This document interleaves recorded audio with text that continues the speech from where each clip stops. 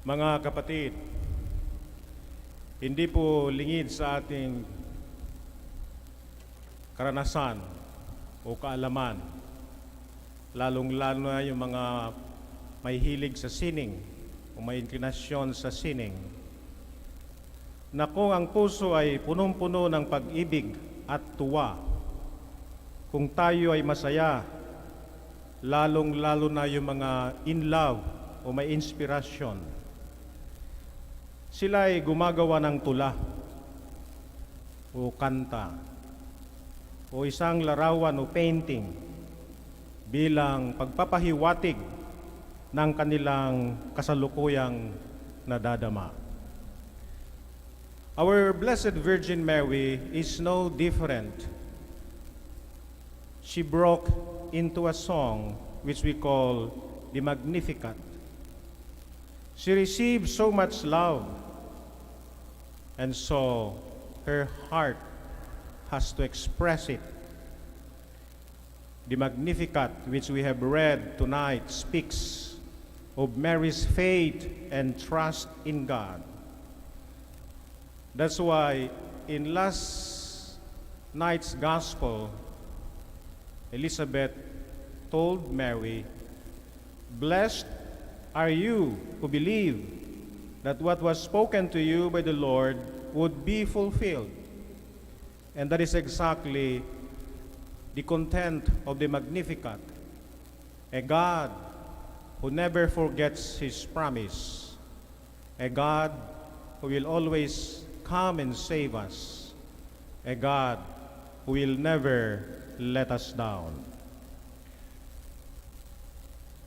We call it the Magnificat sapagkat ang sentro ng kantang ito ay kung ano ang ginawa ng Diyos sa buhay ni Maria. At ito rin ang gagawin ng Diyos para sa ating lahat o bawat isa sa atin. Itong Magnificat ay isang pagnilay-nilay ng ating Inang Birhen kung paano nakikipag-ugnayan ng Diyos sa bawat isa sa atin.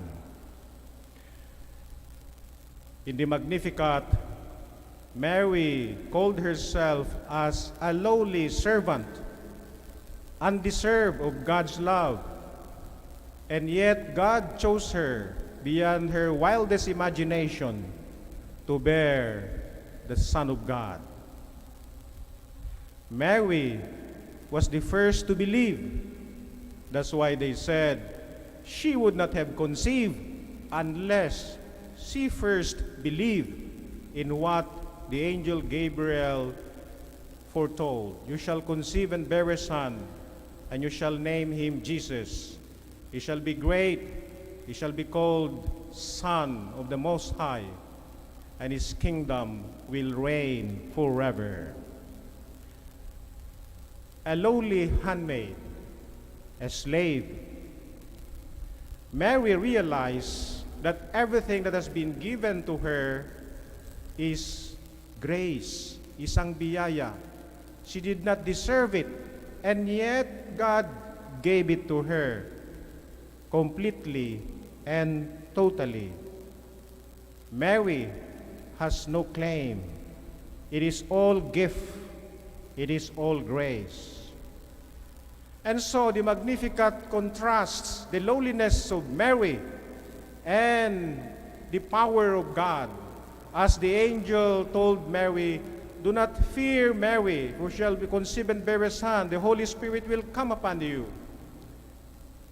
And the baby that you're going to bear in your womb is the Son of the Most High."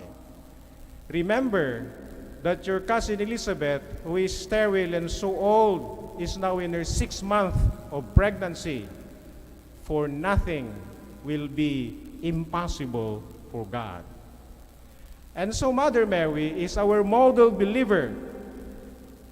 We should praise her for her trust in the faithfulness of God. What God has done for Mary, He will also do for each one of us. The Magnificat reminds us that God is for the lowly, the downcast, those who are blessed in life. Mary said, He has cast down the mighty from their thrones and lifted up the lowly. And so what is the message of this? That being poor, being lowly, is a condition of receiving God's grace. Wala tayong pwedeng ipagmalaki sa harap ng Diyos.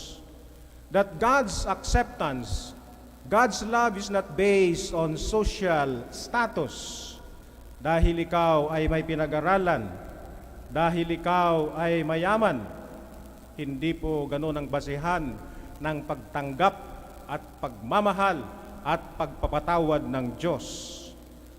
The acceptance and the love of God is not based on ethnic heritage. Bakit? Sapagkat yung mga Israelita, sapagkat sila ay mga anak ni Abraham, akala nila they were God's favorite, much more important than the Gentiles. But Jesus, in His public ministry, wanted to reconstitute the new Israel in saying, Blessed are those who hear the word of God and keep it. What does it mean to be poor in the Magnificat? We'll be enlightened in the Beatitudes, especially taken from Matthew when he said, How blessed are the poor in spirit, the reign of God is theirs. Blessed are you poor, St. Luke reminds us, the reign of God is yours. Blessed are you who hunger, you shall be filled. Ano ho bang ibig sabihin ng magiging maralita? Mahirap. Hindi po yung sociologically poor. You are poor because you have no money. You are poor because you have no possession. Hindi po yan ang ibig sabihin. We are poor when we realize that we need God. Kagaya ng ating inang Birhen, merong puwang ang Diyos sa kanyang buhay. She magnified God's love in her life.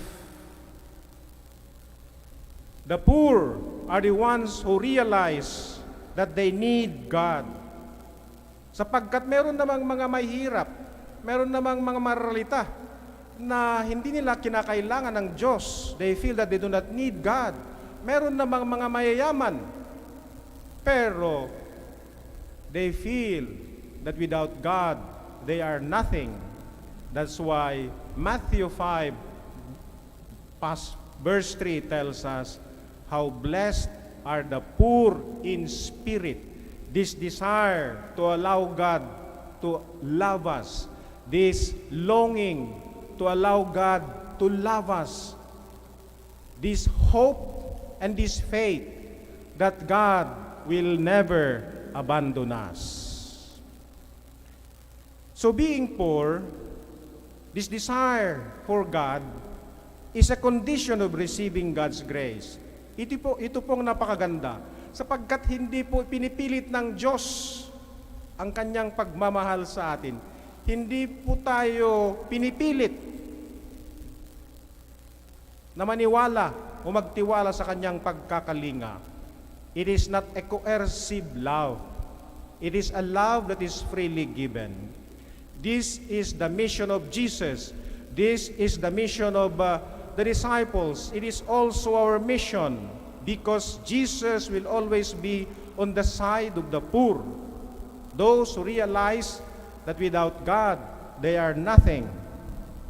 And that's why when Jesus started His public ministry, when He opened the scriptures and He read from Isaiah, He read, "The Spirit of the Lord is upon me. Therefore, He has anointed me.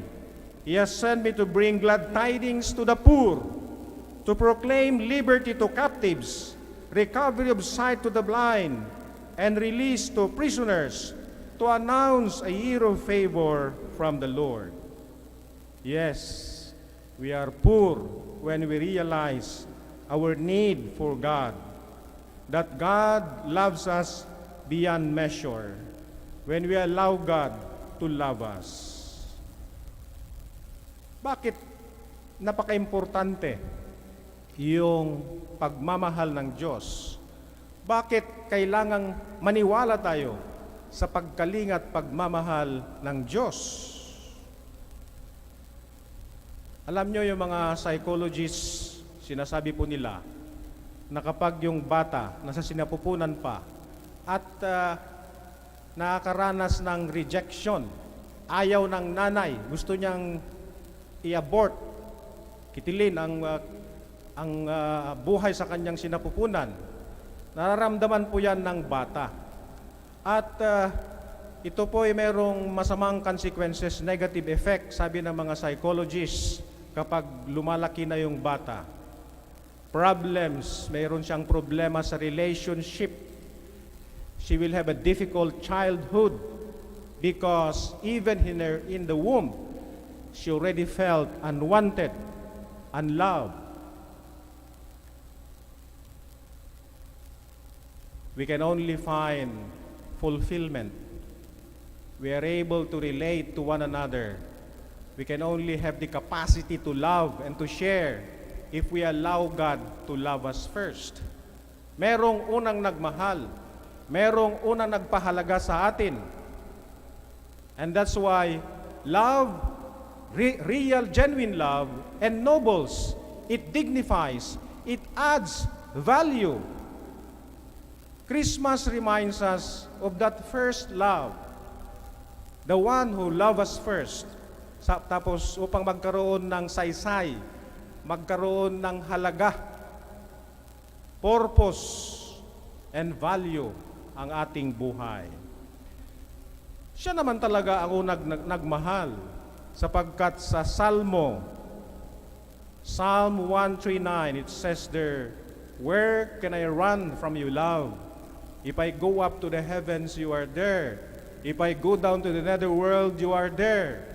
Even when I was being formed in secret in my mother's womb, you knew me. You counted all my bones." Bawat isa sa atin dito ay nakaukit sa plano ng Panginoon. That's why in Isaiah 49 it tells us, "Even if a mother shall forget the baby in her womb, I will never forget you because you are mine. I have carved your name on the palm of my hands." God knows each and every one of us. God knows what we are going through. And He will never let us down. Kaya yung pagmamahal ng Diyos ay masyadong importante, sapagkat sinabi po ni Saint Therese of Calcutta, it is when we are so full of God's love, kapag naranasan natin yung tunay na pagmamahal ng Diyos, ito rin ay nagbibigay na nag-uudyok sa atin upang ibahagi natin itong pagmamahal ng Diyos sa iba. Kaya nga, dalawang importanteng utos lang ang binigay ng Panginoong Jesucristo sa atin. Love God with all your heart, with all your mind, with all your strength, with all your soul. And secondly, love your neighbor as yourself. Kapag hindi mo naranasan yung pagkalinga, pagmamahal at pag-aaruga at pagpatawad ng Diyos sa iyong buhay, ano ba ay pamahagi mo sa iba? Because Jesus said, when He was about to go up to heaven, He said, "Love one another as I have loved you." So in other words, Christmas is a reminder of the one who loved us first. Christmas is a reminder of the one who accepts us in spite of who we are. Because that is our nature. What is our nature? To be loved and to love. Love ennobles. Love adds value. Love dignifies. Even the lowest form of creatures, like animals, they have this nature. Paano pa kaya ang tao, created in the image and likeness of God? Alam niyo po, merong dalawang aso na merong pedigree. na napadpad dito sa seminaryo. Nung una, sila ay nakakatakot tignan, payatot, at parang mabagsik. Pero mukha silang malungkot. Pero meron ding mga pare na mahilig sa aso. Inalagaan nila itong mga dalawang aso. Nilinisan, pinaliguan, pinakain. After some time, naging maamo na ang mga aso. Masaya na sila at malambing na. That's the law of nature, and we are not excluded from it. Give love in order to receive love. Sabi ng iba, malungkot ang buhay ko. Why? Because they are so self-centered. They don't have the capacity to share whatever they have, not only material things, but their own life. Love is not only based on what you give in terms of material things, but how you share your life, your time, talent, your treasure. Give love, and you will receive love. The measure you give is the measure you shall receive. Pahalagan mo ang iba. Mahalin mo ang iba. And then they will all respond to you in the same way. The measure you give is the measure you shall receive. That is the law of the universe. That is the law of nature. That is the law that is entrusted to each and every one of us in our hearts. That's why God said, I will take away their stony hearts, and I will give them a natural heart, so that they will obey my commandment. And what is that commandment? The commandment of love. Magpapahalaga sa isa't isa. And then, they shall be my people, and I will be their God.